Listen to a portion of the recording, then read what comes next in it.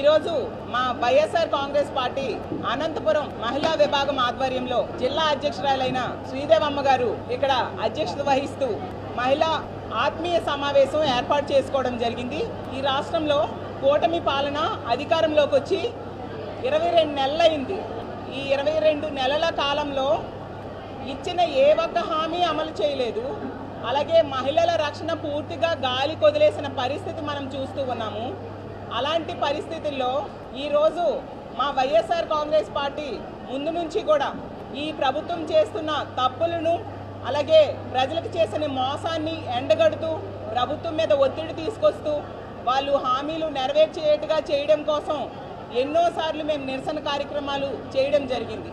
ఈరోజు మా సర్వసభ్య సమావేశంలో మా పార్టీ గ్రామ స్థాయిలో మరింత బలోపేతం చేసుకోవడానికి అలాగే మా పార్టీ సంస్థాగతంగా మరింతగా నిర్మాణం పూర్తి చేసుకోవడం కోసం అలాగే ఈ ప్రభుత్వం చేస్తున్న ప్రజా వ్యతిరేక కార్యక్రమాల మీద మా పార్టీ ముందు నుంచి కూడా ప్రభుత్వం మీద ఒత్తిడి తేవడంలో మా మహిళా విభాగం ఎంతో చైతన్యవంతంగా ఉంది.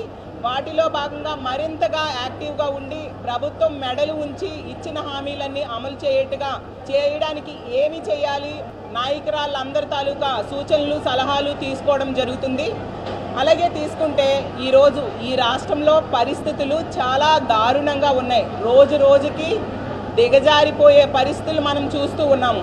ముఖ్యంగా చంద్రబాబు నాయుడు గారు ఎల్లో మీడియాని పట్టుకొని తను చేసే పాలనా వైఫల్యాల్ని కప్పిపుచ్చుకుంటూ ఉండే పరిస్థితి మనం చూసాం. మొన్ననే జగన్ గారు మావిగన్ పేరుతో చంద్రబాబు నాయుడు గారు చేస్తున్న అమరావతి పేరుతో చేస్తున్న అవినీతిని ఎండగట్టడం జరిగింది. మావిగన్ అనేది మచిలీపట్నం విజయవాడ గుంటూరు మీదుగా ఒక గ్రోత్ కారిడార్ అనేది ఏర్పాటు చేస్తే అమరావతి ఖర్చు పెట్టే 2 లక్షల కోట్లలో 10%, కేవలం 10% అంటే 20,000 కోట్ల ఖర్చుతోనే ఒక బ్రహ్మాండమైన రాజధాని ఏర్పడుతుంది. ఈ అమరావతికి 2 లక్షల కోట్లు ఖర్చు పెట్టాలంటే ఎంత అప్పు చేయాలి? ఈ అప్పు భారం అంతా భావి తరాల మీద పడుతుంది.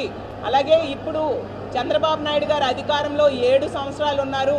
7 సంవత్సరాల్లో కేవలం 8,000 కోట్లు మాత్రమే అమరావతికి ఖర్చు పెట్టారు. ఇలా తీసుకుంటూ పోతే 2 లక్షల కోట్లు ఖర్చు అవ్వాలి అంటే దానికి 167 సంవత్సరాలు పడుతుంది. ఎప్పటికి పూర్తవుతుంది అని ప్రభుత్వాన్ని ప్రశ్నించారు. దాన్ని విని ఈ రాష్ట్రంలో ప్రజలందరూ కూడా దీని మీద చర్చించుకుంటూ ఉన్నారు. ఓహో, చంద్రబాబు నాయుడు గారు ఎంత అవినీతి కోసం ఈ అమరావతి అనేది తీసుకొచ్చారా? అమరావతి నిర్మాణం ద్వారా ఇంత అవినీతి చేస్తున్నారా, ఇంత దోపిడీ చేస్తున్నారా అనే విషయం రాష్ట్ర ప్రజలకు అర్థమైంది. ఎందుకంటే ఒక స్క్వేర్ ఫీట్కి 14,000 కోట్ చేశారంటే ఎంత దారుణం.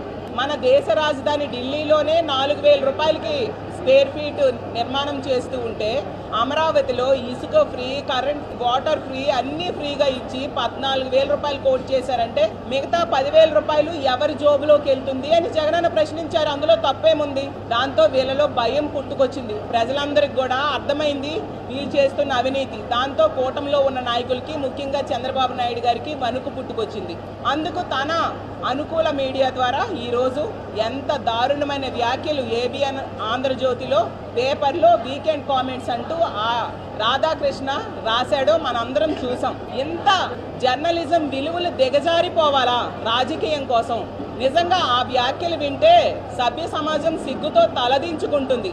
అంటే తనకి కొమ్ము కాసే ఒక నాయకుడిని రక్షించడం కోసం ఎదుటి పార్టీ కోసం అంత దారుణమైన వ్యాఖ్యలు చేయడం ఎంతవరకు సమంజసం ఏబిఎన్ రాధాకృష్ణ నేను అడుగుతూ ఉన్నాను.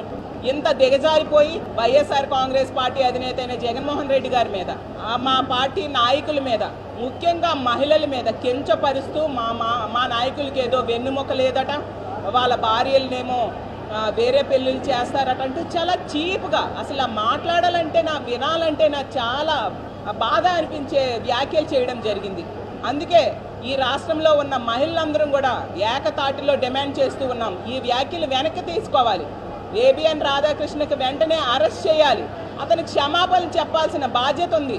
చంద్రబాబు నాయుడు గారు మహిళల మీద ఎవరైనా చేయి వేస్తే అదే చివరి రోజు అంటూ డైలాగ్స్ చెప్తారు కదా.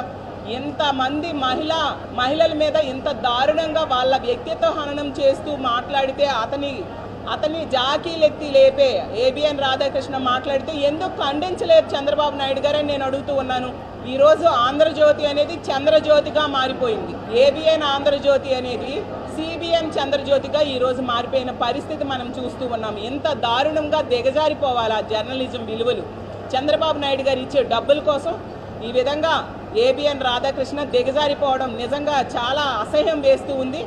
అసలు మా పార్టీ ఏమైనా నిర్ణయాలు తీసుకుంటే అవి మా ఇష్టం, ప్రశ్నించడానికి మీరెవరు అని నేను అడుగుతూ ఉన్నాను. ప్రజలు దాని మీద చర్చ జరుగుతుంది. మావిగన్లో ఉన్న గ్రోత్ కారిడార్ తాలూకా ఉపయోగాలను కూడా ప్రజలందరూ కూడా అర్థం చేసుకుంటూ ఉండే పరిస్థితి ఈరోజు చూస్తూ ఉన్నాము. అలాగే తీసుకుంటే చంద్రబాబు నాయుడు గారికి 30 ఏళ్ళుగా బానిసత్వం చేస్తూ ఊడిగం చేస్తుంది ఈ ఏబిఎన్ రాధాకృష్ణ అనే వ్యక్తి.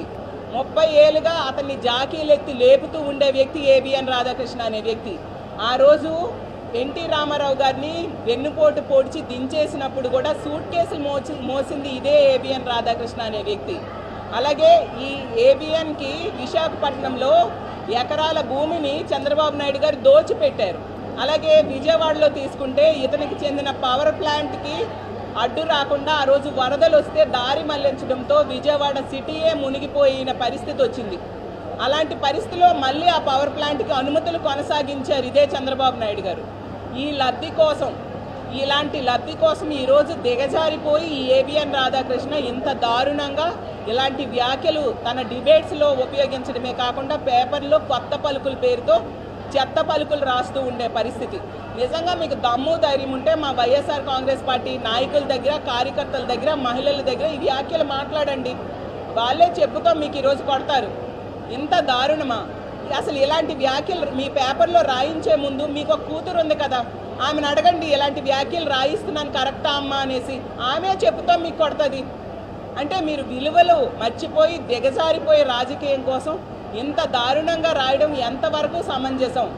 మా జగనన్న అడిగిన దానికి మీకు ధైర్యం ఉంటే, మీకు న్యాయం ఉంటే సమాధానం చెప్పండి. అంతే తప్ప ఇంత దిగజారిపోవాలా?